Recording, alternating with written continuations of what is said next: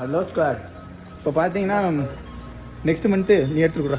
Next month பார்த்தீங்கன்னா அதான்டா நீ எடுத்துகிட்டு கூட நான் பாதி அப்புறம் நான் அதிகமாக திங்க மாட்டேன்டா. நைட் டியூட்டி கிளம்பியாச்சு. இப்போ என் ஏஜென்ட் என்ன சொல்லியிருக்காருன்னா, நான் ஆல்ரெடி பார்த்தீங்கன்னா ஓடி டெக்னீஷியன் முடிச்சிருக்கேன். ஸோ நீங்கள் வந்து இப்போ ஸ்டூடெண்ட் விசாவில் வந்தீங்கன்னு வச்சுக்கோங்களேன், ஒரு 2 மந்த்து 6 மந்த்து இருந்தால் அந்த டிஆர்பி கார்டு கிடைக்கும்னு சொன்னல, அது கிடைச்சாலும் நீங்கள் ஒர்க் சேஞ்ச் பண்ணலாம். இன்னொன்று அது கிடைக்கிறதுக்கு முன்னாடி உங்களை நான் சப்போர்ட் பண்ணி கூப்பிட்டு நம்ம அமௌண்ட் கட்டி வரணும் ஏஜென்ட். அவங்ககிட்ட இங்கே வந்ததுக்கப்புறம் கொஞ்ச நாள் ஆச்சுன்னா நம்ம ஸ்கில்டு என்னன்னு சொல்லிட்டு நம்ம சொல்லலாம், அவங்கள்ட்ட அப்ரோச் பண்ணலாம். இந்த மாதிரி நீங்கள் நான் வந்து ஓடி நான் ஹாஸ்பிட்டல் லைனு நான் அவர்கிட்ட இன்ஃபார்ம் பண்ணியிருக்கேன். அவர் வந்து இந்த மந்த்து எண்டுக்குள்ளே உங்களுக்கு ஹாஸ்பிட்டல் ஏதாவது ரெக்குவயர்மெண்ட் இருக்கான்னு கேட்டு சொல்கிறேன், நீ அங்கே சேஞ்ச் பண்ணிக்கோன்னு சொல்லியிருக்காரு. பட் அது ஃபேக்டர்னு தெரியல. அது கிடச்சிச்சுன்னா நான் உங்களுக்கு அதையும் அப்டேட் பண்ணுறேன். இப்போ பார்த்தீங்கன்னா எங்கள்கிட்ட FBR ஃபால்கன் பகிரதன்னு சொல்லிட்டு இருப்பார்ல, அவர் வந்துட்டு வேறு ஒரு கம்பெனி சேஞ்ச் ஆகி போயிருக்காரு. அவரும் எப்படி அங்கே போயிட்டு ஒர்க் எப்படின்னு பார்த்து உங்களுக்கு வீடியோஸ் போட்டு அப்டேட் பண்ணுவார். நான் எனக்கு இப்போ சப்போஸ் ஹாஸ்பிட்டல் லைனில் ஒர்க் கிடச்சிச்சுன்னா அதையும் நான் உங்களுக்கு அப்டேட் பண்ணுறேன். ஸ்டூடெண்ட் விசாவில் வந்தால் இது ஒரு ப்ளஸ்ஸு.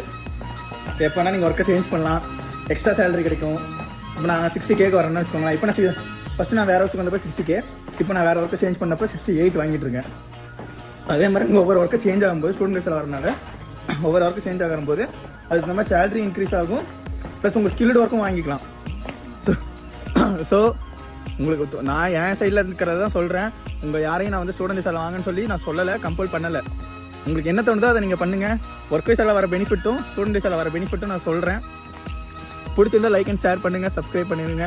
நெக்ஸ்ட் வீடியோவில் அப்டேட் பண்ணுறேன். பாய் see you guys.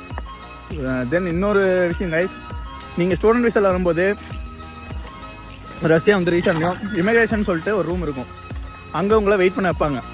யாரும் பேனிக் ஆக வேணாம், சொல்ல முடியாது, பேனிக் ஆகாமல் இருக்க முடியாது. ஒரு 1 hour வந்து உங்கள் பாஸ்போர்ட்டை வாங்கிட்டு போயிடுவாங்க. உங்கள் ஃபிங்கர் பிரிண்ட்லாம் எடுத்துகிட்டு உங்கள் பாஸ்போர்ட்லாம் வாங்கிட்டு போவாங்க. அது எதுக்குன்னா உங்கள் பாஸ்போர்ட்டை வெரிஃபை பண்ணிட்டு உங்கள் மேலே ஏதாவது கேஸ் இருக்கா, ஆல்ரெடி ஏதோ கண்ட்ரி போய் டீபோர்ட் பண்ணிங்கன்னா செக் பண்ணுவாங்க. தென் உங்கள் மேலே டவுட் இருந்தால், சப்போஸ் உங்கள் பேர் முஸ்லீம் பேராக இருந்தால், நாங்கள் அந்த டைமில் வார் நடந்துருந்துச்சு அதனால் செக் பண்ணாங்க. உங்கள் பேர் முஸ்லீம் பேர் அந்த மாதிரி கொஞ்சம் பேர் டிஃப்ரெண்ட்டாக இருக்குன்னு வச்சுக்கோங்களேன், உங்களை கூப்பிட்டு வெரிஃபை பண்ணுவாங்க, உங்கள் ஃபோனை வாங்கி செக் பண்ணுவாங்க.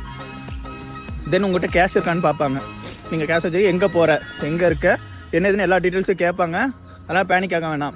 அந்தளவுக்கு ஒன்றும் ரொம்பலாம் ஃபோர்ஸ் பண்ணிலாம் இது கேட்க மாட்டாங்க, ஜஸ்ட்டு கேட்பாங்க, அவ்வளோ வெரிஃபை பண்ணிக்குவாங்க.